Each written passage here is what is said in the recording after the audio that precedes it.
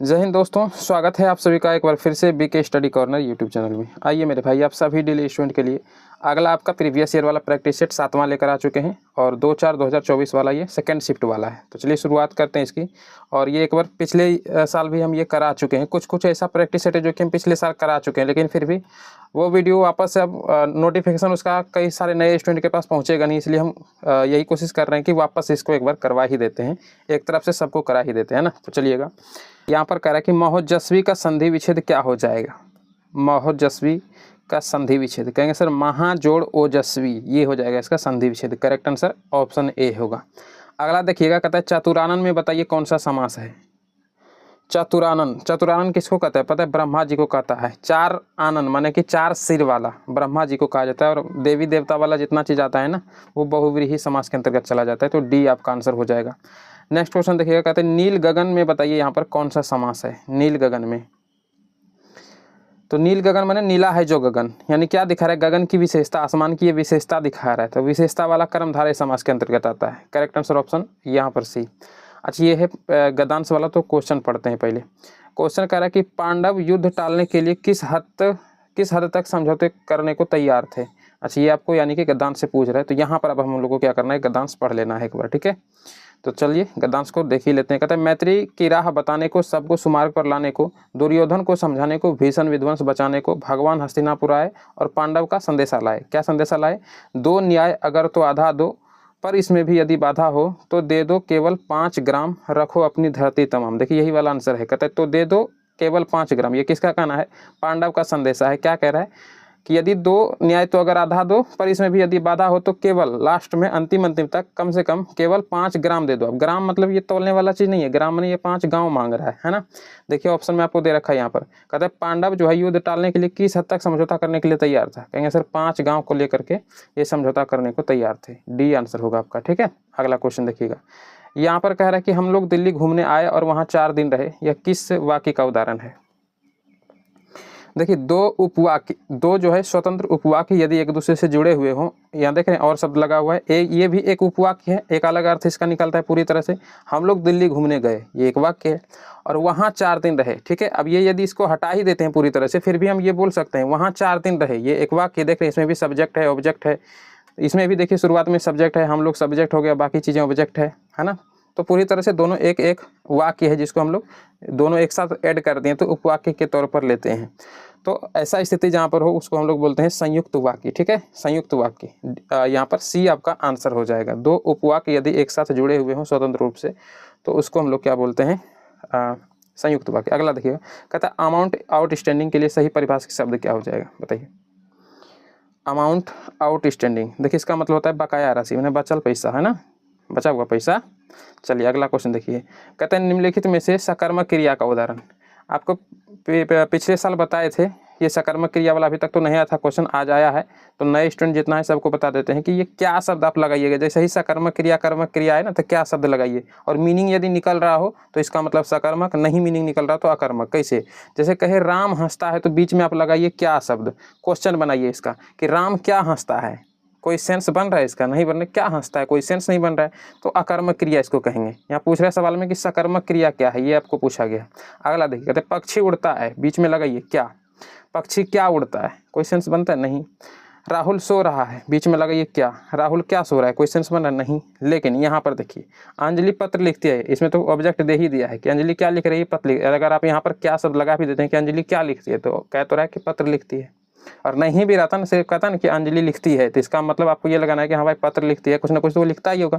तो ऑब्जेक्ट यदि यहाँ पर जहाँ पर सेंस बन जाए उसको सकर्मक क्रिया कहते हैं, ये आप ध्यान रखिएगा, ठीक है ना। डी आपका आंसर हो जाएगा। अगला देखिए, कहता है पुरातन का विलोम शब्द क्या हो जाएगा। पुरातन माने पुराना, नवीन माने नया हो जाएगा, ठीक है। तो सी आपका आंसर होगा। अगला देखिए, कहता है नाक का बाल होना, बहुत ज़्यादा प्यारा होना, है ना। तो ऑप्शन बी में दे रखा है अत्यधिक प्यारा होना। करेक्ट आंसर बी हो जाएगा। नेक्स्ट क्वेश्चन देखिएगा, कहता है इनमें से कौन सा वाक्य अशुद्ध है। चलिए लगाइए। अच्छा, हम थोड़ा जल्दी आंसर बोल देते हैं, हल्का सा लेट करके बोलेंगे ना, थोड़ा सा समय से बोलेंगे, क्योंकि कई सारे स्टूडेंट जो है प्रैक्टिस सेट भी लगाते हैं। तो चलिए अब इसका देखिए, पढ़ते हैं एक एक करके। कहता है उसने बड़े बड़े फल छांट लिए, क्या कह रहा है? अच्छा, अशुद्ध वाक्य, यानी 3 तो इसमें शुद्ध है। यह हमारे आगामी नेता है, अशुद्ध बोल रहा है ना, यही वाला तो अशुद्ध लग रहा है। अच्छा अगला देखिए, प्रत्येक काम सोच समझकर करो, शेर बड़ा भयानक होता है। देखिए ये वाला ही गलत है, ऑप्शन होगा बी। कहिएगा सर कैसे? यह हमारे आगामी नेता हैं होना चाहिए, आगामी नेता हैं। भाई नेता को रिस्पेक्ट देना होगा ना, तो हैं वाला आएगा, है नहीं बोलेंगे, हैं आएगा। और आगामी को हटा करके यदि आप भावी लगाएं तो और भी अच्छा है कि यह हमारे भावी नेता हैं।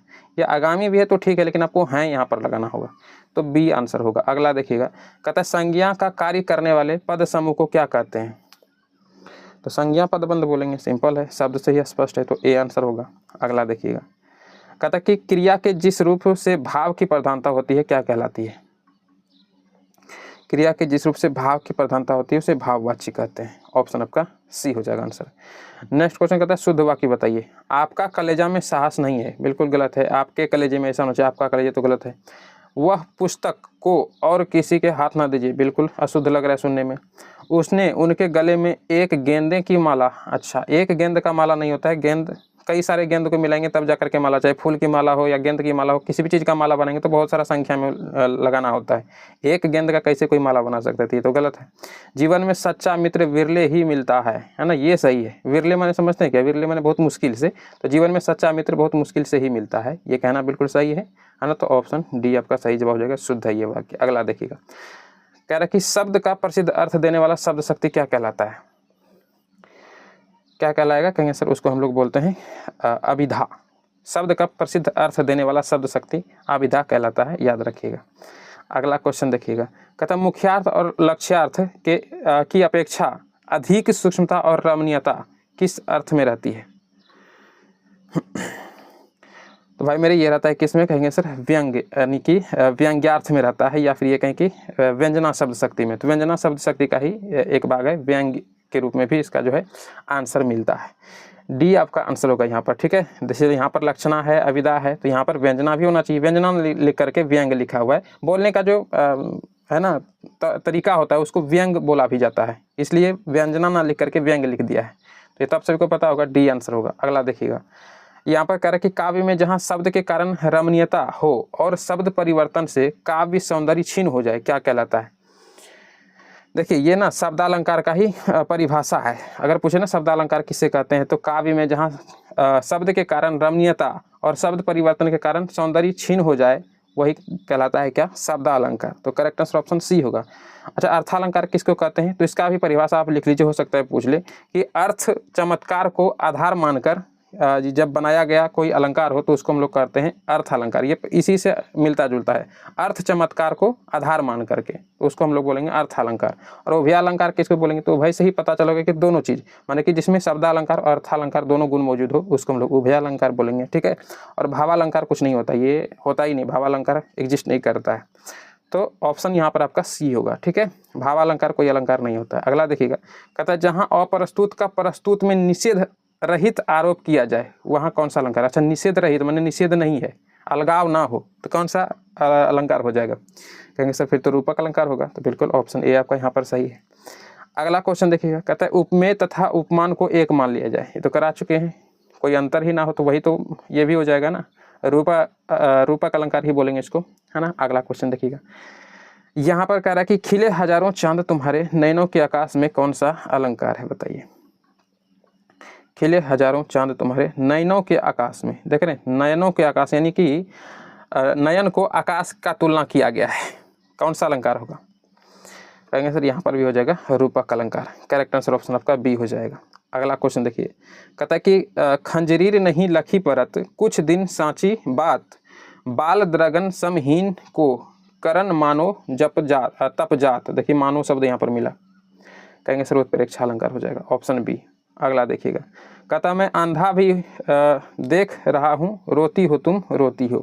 अच्छा अंधा व्यक्ति देख सकता है क्या? कहेंगे सर नहीं, यानी विरोध का उच्चारण यहाँ पर नहीं हो रहा है, तो क्या हो जाएगा? विरोधाभास अलंकार हो जाएगा। ऑप्शन आपका डी सही है यहाँ पर। चलिए अगला क्वेश्चन देखिए, कहता है छंद के कितने अंग होते हैं? छंद के भाई मेरे कितने अंग होते हैं? 7 अंग होते हैं। चरण लिख लीजिए अगर लिखना हो आपको तो, चरण, वर्ण, मात्रा, संख्या, इसके अलावा क्रम होता है, गण होता है, यति होता है, और गति होता है, और तुक होता है। कुल मिलाकर के 7 होते हैं। अगले क्वेश्चन पर आइए, कहते हैं निम्नलिखित पंक्ति में कौन सा वार्णिक छंद है? उठ जागो उठो भारतवासी, आलस्य त्यागो न बनो विलासी।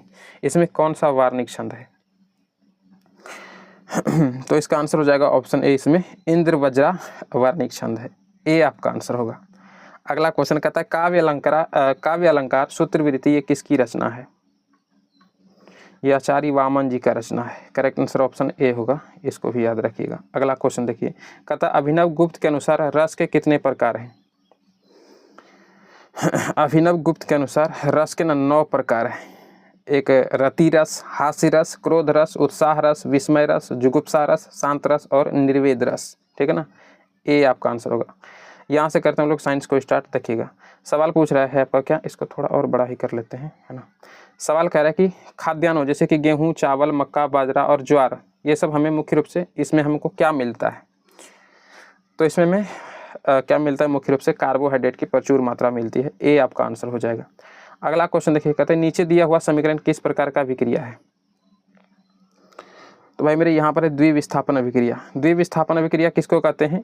तो समझिएगा जैसे कि जिसमें 2 या 2 से अधिक आयनों का विस्थापन हो, उसी को हम लोग कहते हैं द्विविस्थापन अभिक्रिया। ठीक है ना, तो करेक्ट आंसर ऑप्शन सी होगा।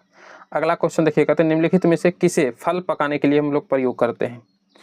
तो भाई लोग कृत्रिम रूप से हम लोग फल पकाने के लिए तो एथिलीन का सर प्रयोग करते हैं। तो एथिलीन का फार्मूला आपको पता होना चाहिए, बी यहाँ पर आंसर हो जाएगा। यही है किसका फार्मूला? एथिलीन का फार्मूला। ठीक है, याद रहेगा ना, एथिलीन का फार्मूला C2H4 फल पकाने के लिए इस्तेमाल करते हैं कृत्रिम रूप से। जल का क्वथनांक बताइए कितना होता है? कहेंगे सर जी 100 डिग्री। जल का क्वथनांक कितना होता है? तो 100 डिग्री होता है। 100 डिग्री पे जल उबलने लगता है। अगला क्वेश्चन कहता है व्हिटकर ने वर्गीकरण के लिए टोटली 5 मापदंडों को अपनाया था, तो पता होगा। अगला क्वेश्चन कह रहा है कि निम्नलिखित में से कौन संयोजित टीका है जो कि डिप्थीरिया, काली खांसी और टिटेनस के लिए, कल भी इसके बारे में चर्चा की थी, डीपी टीका है ना, डिप्थीरिया, पर्टूसिस और टिटेनस। अगला क्वेश्चन देखिएगा, कहता है ओजोन परत में ह्रास इनमें से किसके कारण हो रहा है? ओजोन परत में कहेंगे सर CFC यानी कि क्लोरोफ्लोरोकार्बन की वजह से हो रहा है। CFC इसको बोलते हैं, क्लोरोफ्लोरोकार्बन की वजह से ओजोन परत में ह्रास हो रहा है। ओजोन का सूत्र पूछा जाता है O3, याद रखिएगा। ठीक है, चलिए अगला क्वेश्चन कहता है कि प्राकृतिक पर्यावरण में क्या सम्मिलित है? तो जीवी और अजैवी दोनों घटक शामिल हैं, तो कहेंगे सर आंसर हो जाएगा ऑप्शन सी। ठीक है, जैवी और अजैवी घटक दोनों शामिल हैं पर्यावरण में। कहता है निम्नलिखित में से कौन सा पुरुष स्त्रीकरण की एक विधि में से है? तो भाई मेरे वैक्सोटोमी इसको बोलते हैं, नसबंदी। पुरुष की जो नसबंदी होता है ना, उसको वैस्कोटोमी बोला जाता है। करेक्ट आंसर ऑप्शन आपका ए हो जाएगा, ध्यान रखिएगा। अगला क्वेश्चन कहता है कि 20 मीटर प्रति सेकंड की रफ्तार से एक सरल रेखीय पथ पर चल रही बस की त्वरण जो है 4 मीटर प्रति सेकंड है, तो 2 सेकंड के पश्चात इसकी चाल क्या हो जाएगी? देखिए इसमें क्या क्या दे रखा है। कहता है 20 मीटर प्रति सेकंड की रफ्तार से चल रहा है, मतलब कि पहले एक वेग तो यहाँ पर दे रखा है, और लास्ट में क्या पूछ रहा है? कहता है 2 सेकंड बाद इसका चाल क्या हो जाएगा। अच्छा, मतलब 2 वेग, प्रारंभिक चाल और अंतिम चाल। ये पूछ रहा है कौन सा? 2 सेकंड बाद। अंतिम वेग ये पूछ रहा है और प्रारंभिक वेग ये दे रखा है। तो अंतिम वेग वाला फार्मूला लगा दीजिए, V वाला। V बराबर क्या होता है? कहेंगे सर U + AT होता है। U यहाँ पर क्या है? U है कहेंगे सर प्रारंभिक चाल। प्रारंभिक चाल कितना है? 20 मीटर प्रति सेकंड। तो यहाँ पर लगाइए 20 प्लस में A है यहाँ पर आपका त्वरण, एक्सेलरेशन को बोलते हैं ना, त्वरण। त्वरण कितना है? कहता है 4 मीटर प्रति सेकंड। तो 4 यहाँ पर लगा दीजिए, 4 मीटर प्रति वर्ग सेकंड। और यहाँ पर T है। T क्या है? समय। समय कितना है? 2, यानी गुना के रूप में, तो 2 कर दीजिए। अब यहाँ पर 20, 4 दूना कितना हो जाएगा? 8, यानी 20 और 8 जोड़ेंगे तो 28 निकल जाएगा। और 28 क्या निकलेगा? चाल निकलेगा, तो मीटर प्रति सेकंड में। कहेंगे सर ऑप्शन यहाँ पर डी है ना, यहाँ पर सही हो जाएगा। चलिए आ जाइए अगले क्वेश्चन पर। कहता है किसी वस्तु का वजन जो है कि 20 किलोग्राम है, यह वजन किसके बराबर है? देखिए वजन बोला 20 किलोग्राम है, तो आप क्या करिएगा, मैंने वजन में क्या है? कहेंगे सर इसमें गुरुत्वीय त्वरण इसमें गुना करना पड़ेगा। मतलब 20 किलोग्राम ये पहले से है, ठीक है। इसमें गुरुत्वीय त्वरण यदि हम गुना करते हैं तो गुरुत्वीय त्वरण का मान होता है 9.8, ठीक है। अब यदि ये हम गुना करेंगे तो कितना हो जाएगा? कहेंगे सर 8 दूना 16 6 बाकी 1 और 9 दूना 18 1 19 और 1 अंक के बाद दशमलव, यानी कि सॉरी गलत हो गया, ये शून्य तो हम रखे ही नहीं, ये वाला है ना। अब देना है 1 अंक के बाद दशमलव, तो कितना हो जाएगा? कहेंगे सर कुल मिलाकर के 196 निकल गया। और क्या? तो वजन को हम लोग न्यूटन में भी मापते हैं, तो आंसर आपका क्या हो जाएगा? 196 न्यूटन, ठीक है। बी आपका आंसर होगा। अगला क्वेश्चन देखिएगा, यहाँ पर करें किसी वस्तु का वजन हवा में 10 न्यूटन, अच्छा ये करा चुके हैं, और पानी में उसका वजन 8 न्यूटन होता है, तो कितना पानी विस्थापित किया है ना, कितना न्यूटन का पानी? तो घट जाएगा बस सिंपली, तो हो जाएगा 2 न्यूटन। नेक्स्ट क्वेश्चन पर आइए, कहता है मनुष्य में ध्वनि की श्रव्यता का परिसर कितना होता है, मतलब मनुष्य जो है कितनी हर्ट्ज तक की ध्वनि को सुन सकता है। श्रव्यता माने सुनने की क्षमता। तो कहेंगे सर 20 हर्ट्ज से लेकर के 20,000 हर्ट्ज तक ये मिनिमम है और ये मैक्सिमम है, इतना तक इंसान सुन सकता है। इससे ज़्यादा नहीं सुन सकता और इससे कम नहीं सुन सकता है। 20 हर्ट्ज से कम वाला जो होता है इसको हम लोग क्या बोलते हैं, अपश्रव्य तरंग बोलते हैं। इसको क्या बोलते हैं, अपश्रव्य तरंग, है ना। और 20,000 हर्ट्ज से यदि अधिक हो तो उसको हम लोग बोलते हैं पराश्रव्य तरंग। क्या बोलेंगे, पराश्रव्य। और 20 से लेकर के 20,000 हर्ट्ज तक का रहेगा तो इसको हम लोग बोलेंगे श्रव्य तरंग, यानी कि हम लोग सुन सकते हैं। इसको क्या बोलेंगे, सिंपली श्रव्य तरंग। ये 20,000 से अधिक वाला ना, ये ज़्यादातर चमगादड़ वगैरह ये सब का इस्तेमाल करता है। अगला क्वेश्चन देखिएगा, कहता है स्रोत उत्पत्ति के आधार पर संसाधनों को कितने वर्गों में बांटा गया है। तो स्रोत उत्पत्ति के आधार पर कहेंगे सर नवीकरणीय और गैर नवीकरणीय दो रूप में। तो करेक्ट आंसर ऑप्शन आपका बी हो जाएगा। अगला क्वेश्चन देखिए, कहता है वायुमंडल में, पृथ्वी के वायुमंडल में पाई जाने वाली गैसों में नाइट्रोजन की मात्रा कितनी है। कहेंगे सर नाइट्रोजन है कितना, करा चुके हैं 78%, लेकिन ऑप्शन में देखिए 78% नहीं दिया हुआ है, परसेंट में नहीं दिया है, अनुपात में सिंपली हम बोल सकते हैं कि सिर्फ संख्या का मान दिया है, मतलब परसेंट हटा के पूछ रहा है। तो परसेंट को हम लोग हटाते हैं तो किस प्रकार से हम लिखेंगे, तो इस प्रकार से हम कर सकते हैं कि जैसे 78% होता है ना, 78.08% एक्चुअल मान ये होता है, और परसेंट यदि लगाते हैं तब ये मान होता है। तो परसेंट के हटाने के बाद क्या होगा, नीचे 100 होगा। कहेंगे सर हाँ नीचे 100 हो जाएगा, और इसको हटाएंगे तो पूरा फिर नीचे क्या हो जाएगा, 0 हो जाएगा। इससे जब आप इसमें भाग दीजिएगा ना तो अनुपात के रूप में या सिंपल जो मान निकलेगा वो यही निकलेगा, 7808 है ना। ये 5 शून्य इसमें है, यानी 5 अंक 1 2 3 4 5, इधर 1 2 3 4 ही अंक है, इसलिए 1 2 3 4 के बाद यहाँ बीच में दशमलव आ जा रहा है ना। तो करेक्ट आंसर ऑप्शन डी हो जाएगा, भाग दीजिएगा इतना ही निकलेगा। अगला क्वेश्चन देखिए, कहते हैं प्रथम पृथ्वी सम्मेलन का आयोजन कब किया गया। तो कहेंगे sir correct answer option A हो जाएगा 1992 ईस्वी में, याद रखिएगा, ठीक है। चलिए अगला क्वेश्चन कहते हैं तापीय ऊर्जा के उत्पादन में किस पदार्थ का प्रयोग किया जाता है। तापीय ऊर्जा के उत्पादन में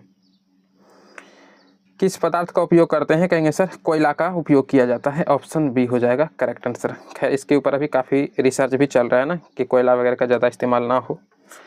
जो हमारे पास थोरियम बहुत ज़्यादा मात्रा में है भारत में, उसके ऊपर रिसर्च चल रहा है कि थोरियम से डायरेक्ट जो है ना पावर प्लांट में उसका यूज किया जाए, तो कोयला का यूज फिर कम होगा। देखते हैं कब तक ये सक्सेस होता है।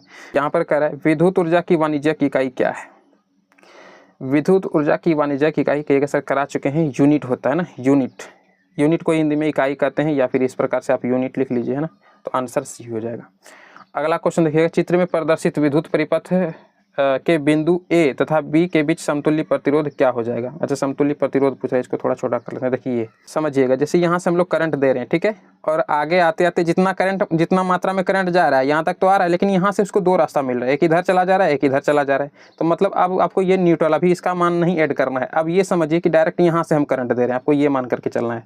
कहाँ से करंट दे रहे हैं, कहेंगे सर हम यहाँ से करंट दे रहे हैं, ठीक है। अब यहाँ से करंट देने के बाद क्या होगा, एक तो इधर जाएगा एक इधर जाएगा। तो चलिए इसको पहले ऐड करते हैं। ये तीनों में इधर जितना करंट इधर जाएगा, और ये एक ही तार है तो इतना ही करंट इधर जाते रहेगा। मतलब ये इसको किस क्रम में जोड़ेंगे, श्रेणी क्रम में। और श्रेणी क्रम वाला फॉर्मूला होता है कि डायरेक्ट आप R1 + R2 कर दीजिए ना, R1 + R2, यानी इसको हम R1 R2 मानते हैं तो 3 कितना हो जाएगा, कहेंगे सर जी 6 ओम हो जाएगा। ये वाला 6 ओम हो जाएगा। अब समझिएगा, यहाँ से ये करंट इधर से जब दिए थे तो कुछ मात्रा में इधर भी गया था, कुछ मात्रा में इधर गया था। इसको तो श्रेणी क्रम में जोड़ करके हम 6 ओम कर दिए, लेकिन कुछ मात्रा में इधर भी तो गया था। अब अगला पॉइंट आ रहा है यहाँ पर। यहाँ पर देखिए करंट जितना इधर दिए थे, इधर से जाए चाहे इधर से जाए, घूम करके जब इस बिंदु पे आएगा तो करंट का मान सेम हो जाएगा। तो यहाँ पर अब क्या करना होगा, यानी कि ये मान भी हमको ऐड इसमें करना ही होगा, तभी तो हम आगे इधर फिर जोड़ सकते हैं ना। तो ये है देखिए श्रेणी क्रम में, लेकिन ये वाला है समांतर क्रम में। तो यानी कि अब 6 ओम में हमको ये 3 ओम जो है समांतर क्रम वाला फार्मूला लगा करके जोड़ना होगा। माने क्या, तो कहेंगे सर 1 + R1 और +1/R2 इस प्रकार से। यानी R1 यदि ये दोनों को जोड़ करके हम कितना माने थे, 6 ओम माने थे ना, तो 1/6 करेंगे। R1 इसको पूरी तरह से मान लीजिए, और ये हो गया दूसरा R2, तो यहाँ पर 1/3 हो जाएगा। इसका जब हम LCM वगैरह लेंगे तो कितना आएगा, नीचे 6 और ऊपर आएगा कितना, कहेंगे सर 1 और इधर आएगा 2, है ना। 3 दूना 6 और 2 1 3 कितना हो जाएगा, कहेंगे 3/6 काटेंगे तो कितना 1/2। अब ये 1/2 किसका मान है, कहेंगे सर इसका मान है, यानी कि 1/2 आर का मान है, 1/r का मान टोटली जो निकाले हैं प्रतिरोध का कितना आया है, 1/2 आया। लेकिन हमको चाहिए सिर्फ प्रतिरोध का मान ना, तो ये 1 हम क्यों करेंगे, तो क्रॉस मल्टीप्लाई कर दीजिए। तो r बराबर क्या निकल जाएगा, कहेंगे सर 2 निकल जाएगा ना। यानी कि यहाँ पर अब ये समझिए ये जो पूरा पहाड़ जैसा आकृति दिख रहा है इसका पूरी तरह से रेसिस्टेंट का मान कितना हो जाएगा, कहेंगे सर 2 ओम बच गया। मतलब ये 3 3 3 ये सब श्रेणी क्रम और समांतर क्रम में जोड़ने के बाद ये सब हटा दीजिए, सिर्फ आप यहाँ पर क्या बच जा रहा है, सिर्फ 2 ओम। अब देखिए यहाँ पर किस क्रम में जुट जाएगा, कहेंगे सर अब जुटेगा श्रेणी क्रम में। यहाँ से करंट गया और जितना मात्रा में इधर इधर फ्लो हो रहा था सबको जोड़ करके तो रेसिस्टेंट का मान इतना ही निकाल दिया ना, तो अब इसको हम श्रेणी क्रम में वापस जोड़ सकते हैं। तो इधर से जाएगा 3 ओम, इधर मिला 2 ओम और इधर से वापस 3 ओम, तो 3 3 6 और 6 2 8 ओम हो गया। ऑप्शन में कहाँ पर दिख रहा है, कहेंगे सर ऑप्शन में दिख रहा है बी में, तो यही आपका आंसर हो जाएगा। ठीक है, चलिएगा लास्ट क्वेश्चन है साइंस का, देख लेते हैं इसको। कहता है कि दाढ़ी बनाने में किस प्रकार के दर्पण का उपयोग किया जाता है, तो कहेंगे सर अवतल दर्पण का उपयोग होता है। ऑप्शन ए बिल्कुल सही जवाब हो जाएगा। अच्छा यहाँ से हम लोग करते हैं जीके जीएस को स्टार्ट। कहता है हल्के और तेज चलने वाले कैरावल जहाज को किसने बनाया था, करा चुके हैं, कहेंगे सर पुर्तगालियों ने बनाया था। ए आपका आंसर होगा। नेक्स्ट क्वेश्चन कहता है कि वाणिज्यिक अनाज की खेती में निम्नलिखित में से कौन सी फसल उगाई जाती है। अच्छा वाणिज्यिक अनाज किसको कहता है जानते हैं, माने कि जिसको बेचने के पर्पज से उगाया जाता है, खाने उने के लिए नहीं। जैसे बेचना चाहते हैं तो गेहूँ सिर्फ खाने के लिए थोड़ी ना उगाते हैं, गेहूँ को हम लोग बेचते भी हैं। मक्का हो गया जैसे भुट्टा जिसको बोलते हैं, तो ये भी हम लोग खाने के बजाय बेचते भी हैं। तो वाणिज्यिक कृषि के अंतर्गत यानी कि वाणिज्यिक अनाज के अंतर्गत तो दोनों आ जाएगा ना, तो आंसर आपका सी हो जाएगा यहाँ पर। अगला क्वेश्चन देखिएगा, यहाँ पर करें निम्नलिखित में से कौन सी फसल गोल्डन फाइबर के रूप में जानी जाती है। गोल्डन फाइबर के रूप में किसको जानते हैं, तो कहेंगे सर ये जूट को जानते हैं गोल्डन फाइबर के नाम से। ठीक है, डी आंसर होगा। रॉलेट कानून किस उद्देश्य से लाया गया था, लगाइए आंसर। कहेंगे सर रॉलेट कानून लाया गया था क्रांतिकारी गतिविधियों पर अंकुश लगाने के लिए। मतलब सिर्फ शक के आधार पर लोगों को गिरफ्तार कर लिया जाता था। रॉलेट कानून जो आया था वो 1919 को पारित हुआ था, तो ये भी ध्यान रखना, ये डेट भी पूछा जाता है। मैंने शक हुआ आपको तो बस गिरफ्तार कर लेगा कि हाँ भाई आपने ये गलत काम किया है या नहीं किया है, वो शक होगा तो गिरफ्तार है, ऐसा कानून था। अगला क्वेश्चन कहता है चार्ल्स डिकेंस द्वारा रचित उपन्यास क्या नाम है, डॉम्बे एंड सन, ये प्रकाशित कब हुआ था। तो भाई मेरे ये प्रकाशित हुआ था, कहेंगे सर 1848 ईस्वी में, तो करेक्ट आंसर ऑप्शन बी हो जाएगा। अच्छा ये जो काला कानून था ना मेरे भाई, इसको बिना वकील बिना दलील और बिना अपील वाला कानून कहा जाता था। क्या इसका एक परिभाषा भी है काला कानून वाला, लिखिएगा तो हो सकता है एग्जाम में पूछ ले कि बिना वकील और बिना अपील और बिना दलील वाला कानून किसको कहते हैं, यही काला कानून को कहते हैं। कोई अपील कोई वकील कोई दलील नहीं, सिर्फ आपको शक कर होगा आपके ऊपर तो गिरफ्तार कर लेगा, तो ये भी याद रखिएगा। बाकी 1848 हो गया। अगला क्वेश्चन देखिए, कहते सांभर झील कहाँ स्थित है, तो कहेंगे सर सांभर झील राजस्थान में स्थित है ना, ऑप्शन होगा डी आंसर आपका। अगला देखिएगा, कहता है एटलस मानचित्र में जो है किस प्रकार का मापक पर खींचे गए होते हैं। एटलस मानचित्र जो होता है किस प्रकार के मापक पर खींचे गए होते हैं, तो बहुत ज़्यादा छोटा, कहेंगे सर आंसर हो जाएगा ऑप्शन डी, बहुत छोटे मापक पर खींचे गए होते हैं मानचित्र। अगला देखिएगा, कहता है कि विकास की स्थिति के आधार पर संसाधनों को किसके रूप में वर्गीकृत किया जा सकता है, विकास की स्थिति को ध्यान में रखते हुए। तो संभावित विकसित स्टॉक रिजर्व, कहेंगे सर इनमें सभी। करेक्ट आंसर क्या होगा, ऑप्शन डी होगा, ध्यान रखिएगा। अगला क्वेश्चन देखिएगा, कहता है झारखंड में कोडरमा निम्नलिखित में से किस खनिज के लिए एक प्रमुख उत्पादक है। कोडरमा, झारखंड का कोडरमा याद रखिएगा, अभ्रक के लिए काफ़ी फेमस है झारखंड का कोडरमा अभ्रक। देखिएगा यहाँ पर कह रहा है कि बाघ परियोजना की शुरुआत कब हुई। बाघ परियोजना की शुरुआत कहेंगे सर 1973 ईस्वी में हुआ है। और इससे रिलेटेड क्वेश्चन पूछा जा सकता है कि बताइए अंतर्राष्ट्रीय बाघ दिवस कब मनाया जाता है। अंतर्राष्ट्रीय बाघ दिवस कब मनाया जाता है, तो कहेंगे सर ये मनाया जाता है 29 जुलाई को, ये भी डेट याद रखिएगा। ठीक है, अंतर्राष्ट्रीय बाघ दिवस 29 जुलाई को मनाते हैं। बाघ परियोजना की शुरुआत 1973 ईस्वी में होती है। अगला क्वेश्चन कहता है भारत में कोयले का प्रमुख उत्पादक राज्य कौन सा है, कहेंगे सर जी झारखंड हो जाएगा आंसर, है ना, प्रमुख उत्पादक राज्य में से है। छत्तीसगढ़ भी आता है लेकिन एक नंबर पे झारखंड को आपको रखना है। अगला क्वेश्चन कहता है पारादीप पत्तन किस राज्य में स्थित है। पारादीप बंदरगाह करा चुके हैं, कहेंगे सर उड़ीसा में स्थित। देखिए उड़ीसा में पिछले क्लास में एक बार शायद हमको याद है, शायद हम गुजरात बता दिए हैं, उड़ीसा में है, ध्यान रखिएगा। ठीक है ना, बी आंसर होगा, वहाँ पे हो सकता है मिस्टेक से हो गया होगा। अगला क्वेश्चन देखिए, कहता है मानचित्र में नीले रंग के द्वारा हम किस भाग को दिखाते हैं। तो नीले रंग से तो हम जल को दिखाते हैं ना, पानी को, सी आंसर होगा। अगला क्वेश्चन देखिएगा, कहता है अपने सभी नागरिकों को समान मताधिकार प्रदान करने वाला पहला देश कौन सा था। समान मत देने का अधिकार सबको समान रूप से। तो ये था कौन, तो कहेंगे सर सबसे पहला देश था न्यूजीलैंड, याद रखिएगा, ठीक है। आंसर आपका बी हो जाएगा यहाँ पर। अगले क्वेश्चन पर आ जाइएगा, कहता है पंचायती राज का वर्णन संविधान के किस अनुच्छेद में है, तो बता चुके हैं 40 में है, अनुच्छेद 40 में। कहता है भारत के सर्वोच्च न्यायालय के न्यायाधीशों की नियुक्ति कौन करता है, सर्वोच्च न्यायालय के न्यायाधीश बताइए। कहेंगे सर इसकी नियुक्ति करता है राष्ट्रपति, आंसर होगा ऑप्शन बी। अगला क्वेश्चन कहता है भारत के महिलाओं के लिए आरक्षण की व्यवस्था कहाँ है, लोकसभा में या विधानसभा में या पंचायती राज संस्थाओं में या मंत्रिमंडल में। तो भारत में महिलाओं के लिए आरक्षण की व्यवस्था कहाँ है, कहेंगे सर करेक्ट आंसर सी होगा, पंचायती राज संस्थाओं में, आंसर सी हो जाएगा, ध्यान रखिएगा, ठीक है ना। अगले क्वेश्चन पर आइए, कहते हैं भारत में नीति आयोग का गठन कब हुआ, नीति आयोग तो कब होता है भाई मेरे, 1 जनवरी 2015 को योजना आयोग का नाम बदल करके नीति आयोग रख दिया जाता है, 1 जनवरी 2015 की बात है, सी आंसर होगा। अगला क्वेश्चन कहता है लोकतंत्र की उपलब्धियों में सबसे अधिक सहायक क्या है, अशिक्षा कहेंगे नहीं, निर्धनता कहेंगे नहीं, विकास हाँ, विषमता नहीं, आंसर क्या होगा, कहेंगे सर विकास, सी आंसर हो जाएगा। लास्ट क्वेश्चन देखिए, कहता है क्षेत्रवाद की भावना का एक कुपरिणाम क्या है, तो अपने क्षेत्र से लगाव, ये कुपरिणाम तो नहीं, अच्छा परिणाम है। राष्ट्रहित बिल्कुल सही है, राष्ट्रीय एकता सही है, अलगाववाद यही कुपरिणाम है, तो आंसर क्या होगा, कहेंगे सर डी हो जाएगा। तो क्लास आप सभी का एंड हो चुका है। कैसा रहा आप सभी का प्रैक्टिस सेट स्कोर, क्या रहा कमेंट में जरूर लिखिएगा, या फिर क्लास कैसा लगा कमेंट में जरूर लिखिएगा। और पिछला क्लास नहीं देखें तो डिस्क्रिप्शन वगैरह में लिंक मिल जाता है, टेलीग्राम को ज्वाइन कर लीजिएगा, उसका भी लिंक डिस्क्रिप्शन में डाल दिए हैं। तो मिलते हैं आपसे शाम में अगले क्लास के साथ, तब तक के लिए जय हिंद।